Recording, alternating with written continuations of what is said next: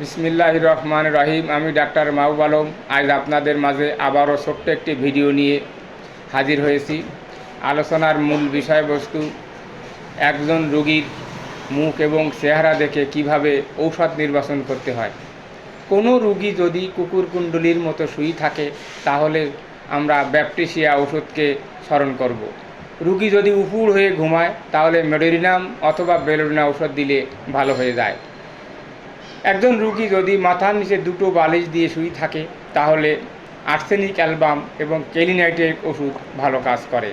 কোনো রোগী যদি সেজদার মতো শুয়ে থাকে, সেজদার স্থলে শুয়ে থাকে, তাহলে মেডোরিনাম ওষুধটি অবশ্যই ধন্বন্তরী এক মেডিসিন। কোনো রোগী যদি পা পেঁচিয়ে শুয়ে থাকে তাহলে বেলোডিনা এবং রডোডেন্ড্রন ওষুধটা ভালো কাজ করে।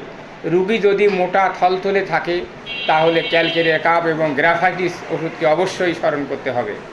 রোগী যদি জীর্ণ শীর্ণ হয় তাহলে মহিলাদের ক্ষেত্রে সিকোলিকট এবং পুরুষদের ক্ষেত্রে আয়োডিয়াম এবং টিউবারকুলিনাম মেডিসিন ভালো কাজ করে।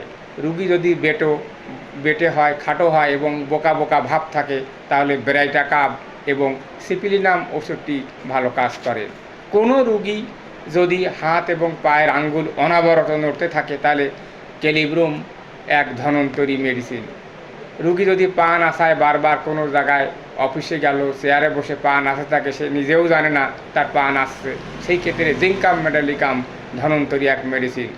কোনো রোগীর বাম হাত বা বাম পা অনবরত যদি নড়ে তাহলে অ্যাপোসাইনাম ওষুধটি এবং হেলিবোরাসকে আমাদেরকে অবশ্যই স্মরণ করতে হবে। রোগী যদি সব সময় জননন্দিরিয়ে হাত দেয় তাহলে স্টামোনিয়াম মেডিসিনটি অবশ্যই ধন্বন্তরী এক মেডিসিন। কথা বলার সময় বারবার যদি কোনো রোগী নাকে হাত দিতে থাকে তাহলে অবশ্যই মেডোরিনাম হোমিওপ্যাথিতে এক ধন্বন্তরী মেডিসিন। অবিরত গলা খোকরায় যদি কোনো রোগী, সে সমস্ত রোগীতে এরামডেকনাসিয়াম ওষুধটি ভালো কাজ করে এবং হোমিওপ্যাথিতে ধন্বন্তরী এক মেডিসিন। তো সকলেই আজকে এই পর্যন্ত, যারা এখনও পর্যন্ত আমার ভিডিওতে সাবস্ক্রাইব করেননি, লাইক দেননি, তারা সাবস্ক্রাইব করুন যাতে পরবর্তী ভিডিওগুলো আপনাদের পেতে সুবিধা হয়। প্রত্যেক দিন বা প্রতি সপ্তাহে আমি ঔষধ নিয়ে আলোচনা করি এবং কিছু রোগ নিয়েও আলোচনা করি। পরিশেষে আমার যদি ভুল ত্রুটি হয়ে থাকে সকলের নিকট থেকে ক্ষমা চেয়ে নিলাম। খোদা হাফেজ।